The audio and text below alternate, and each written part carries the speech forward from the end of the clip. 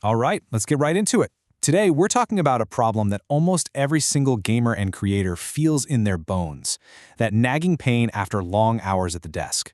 We're going to break down why all the standard advice just doesn't work for you, and I'll give you 3 simple fixes that actually make a difference. You know the feeling, right? You wrap up a marathon gaming session or a long edit. You stand up and bam, your neck is stiff, your shoulder is aching, your back is just screaming at you. And it's so easy to just brush it off and think, well, that's just part of the grind. But it's not. It's really not normal. It's a huge red flag that your setup is actively working against your body. So you probably thought, I'll just get one of those fancy gaming chairs. That'll fix it. But what if I told you that expensive chair might actually be making things worse? Yeah, we're about to bust a huge myth here, and the data from thousands of long-term users is pretty shocking. Okay, so let's tackle the elephant in the room, the whole gaming chair myth. It turns out that awesome-looking, racing-style seat is often designed way more for style than it is for actual long-term ergonomic support.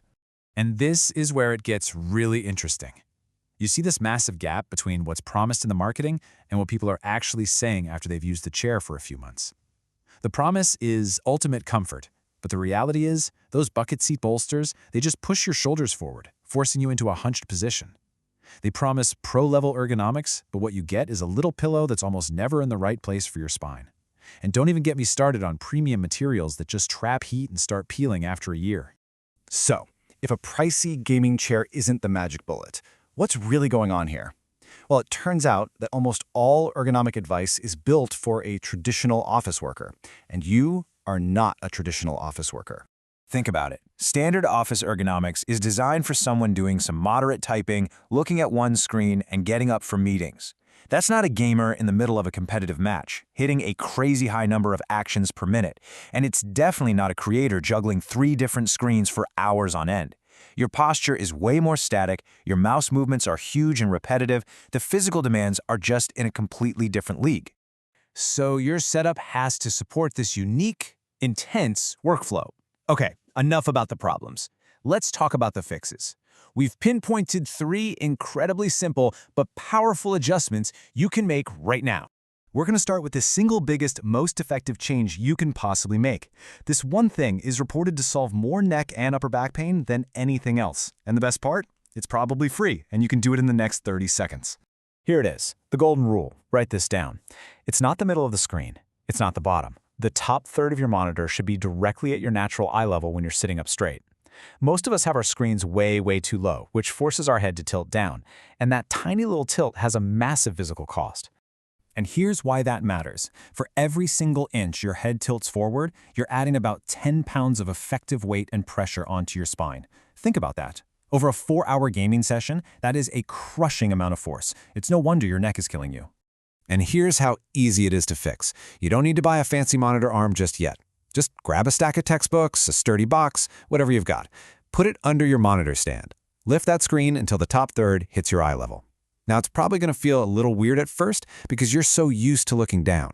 But just trust me, stick with it for one day. The relief you'll feel speaks for itself. Okay, on to our second big fix. This one is all about a simple piece of gear that has a massive impact on your shoulder and forearm pain. We're talking about your keyboard, specifically why you should probably switch to a TKL, or 10 keyless model. For years, we've blamed our mouse for that nagging pain in our right shoulder. But the real culprit, the hidden villain, is often the number pad on your full-size keyboard. Think about it. That number pad shoves your mouse a whole 4 to 6 inches further out to the side. That forces your entire arm and shoulder into this awkward, strained position that you then hold for literally thousands of hours. And hey, don't just take my word for it. You see this sentiment echoed constantly in user forums online. People who make the switch to a TKL keyboard almost universally report this night and day difference in their comfort. It's that dramatic. So, the solution is beautifully simple. By getting rid of the number pad, which, let's be honest, you probably never use for gaming anyway, you allow your mouse to come back in toward the center of your body. This lets your arm, your elbow, and your wrist all line up in a straight, neutral, and way more comfortable position. It just takes all that constant load right off your shoulder. And now for our third and final fix. This is one that people almost never talk about, but it's not just about comfort. This is a hidden killer for your actual in-game performance. I'm talking about desk wobble. Now, if you're a low-sensitivity FPS player who uses big, sweeping arm movements to aim, you need to listen to this. Every single time you flick your mouse and your desk moves, even a tiny, tiny bit, that instability gets transferred directly into your crosshair. That little wobble is the reason you miss shots. It's a hardware problem that feels like a skill problem. So, when you're looking for a desk, here's what actually matters for stability. First, get something deep enough, at least 28 to 30 inches, so your monitor isn't right in your face. If you want a sit-stand desk, dual motors are non-negotiable to prevent wobble when it's raised. And honestly, focus on a sturdy frame with good cross-bracing. That's way more important than what the desktop is made of. At the end of the day, all of this boils down to one simple idea.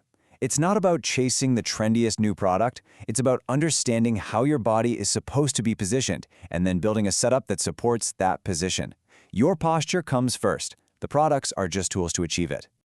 So before you go out and spend a single dollar on a new chair or a new desk, I'm going to leave you with this one challenge. If you do nothing else after watching this, do this one thing. Go raise your monitor, right now. Get that top third of the screen up to your eye level and just see how it feels.